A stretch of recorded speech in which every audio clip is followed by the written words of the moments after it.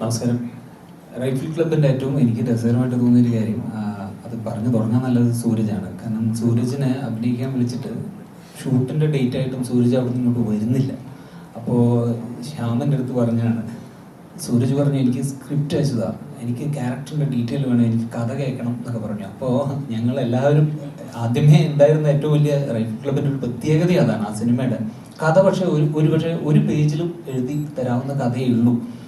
പക്ഷെ ക്യാരക്ടേഴ്സിനെ അത്രമാത്രം ഡീറ്റെയിൽ ചെയ്തിട്ടുള്ള ഒരു സിനിമ അടുത്ത കാലത്തൊന്നും വന്നിട്ടില്ല. Each and every character well defined ആണ്. അത് റൈറ്റിംഗ് പാർട്ടായാലും അതിൻ്റെ മേക്കിംഗ് പാർട്ടായാലും അത്ര പെർഫെക്റ്റ് ആണ്. അപ്പോൾ സൂരജിൻ്റെ അടുത്ത് ശ്യാം അവസാനം ഫോണിൽ വിളിച്ചിട്ട് ഇങ്ങോട്ട് കയറി പോകാൻ വെച്ചാൽ ഇവിടെ വന്നിട്ട് പിടിക്കാൻ നമുക്ക് ആ പിടുത്തമാണ് സിനിമയെ കണ്ടത്. അപ്പോൾ ഇങ്ങനെ ഓരോ ക്യാരക്ടറും ഈ സിനിമയിൽ കൃത്യമായിട്ടുള്ളൊരു ആർക്കുണ്ട്, അവർക്കൊരു ഹൈ പോയിന്റ് ഉണ്ട്. അവരെ കൃത്യമായിട്ട് അങ്ങോട്ടും ഇങ്ങോട്ടും ഈ ക്ലബ് മെമ്പേഴ്സ് തന്നെ പരസ്പരം അങ്ങോട്ടും ഇങ്ങോട്ടും ഓരോരുത്തർ നോക്കിയിട്ടാണ് തുടങ്ങുന്നത് തന്നെ ഓരോ ക്യാരക്ടേഴ്സിന്.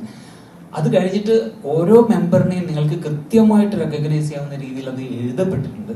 അത് നന്നായിട്ട് ട്രീറ്റ് ചെയ്ത് ഷൂട്ട് ചെയ്തിട്ടുള്ള ഒരു സിനിമയാണ്. അപ്പോൾ ഞാൻ സെറ്റിലേക്ക് പോകുമ്പോൾ ഞാൻ ആഷിഖിൻ്റെ അടുത്ത് ഫസ്റ്റ് പറഞ്ഞൊരു കാര്യം, എൻ്റെ ആദ്യത്തെ എക്സൈറ്റ്മെന്റ് എന്ന് പറയുന്നത് ഒരു ഡയറക്ടർ തന്നെ, അതും ആഷിഖ് ഇതുവരെ ക്യാമറ ചെയ്ത ഒരു സിനിമ നമ്മൾ കണ്ടിട്ടില്ല. ഇതിനു മുമ്പ് ഒരു സിനിമ ചെയ്തിട്ടുണ്ട് ലവ്ലി, അതിന് റിലീസാവാൻ പോകുന്നേ ഉള്ളൂ. അപ്പോൾ അതെനിക്കൊരു എക്സൈറ്റ്മെന്റ് ആയിരുന്നു, എങ്ങനെയായിരിക്കും ആഷിഖ് ചെയ്യുന്നത്. ചിലപ്പോൾ ഒരു ഓപ്പറേറ്റിംഗ് ക്യാമറാമാൻ വെച്ചിട്ടായിരിക്കും ചെയ്യുന്നത്. പക്ഷെ അങ്ങനെയല്ല, ഒരു സിംഗിൾ ഷോട്ട് പോലും വേറൊരു ക്യാമറാമാന് കൊടുക്കുന്നത് ഞാൻ കണ്ടിട്ടില്ല.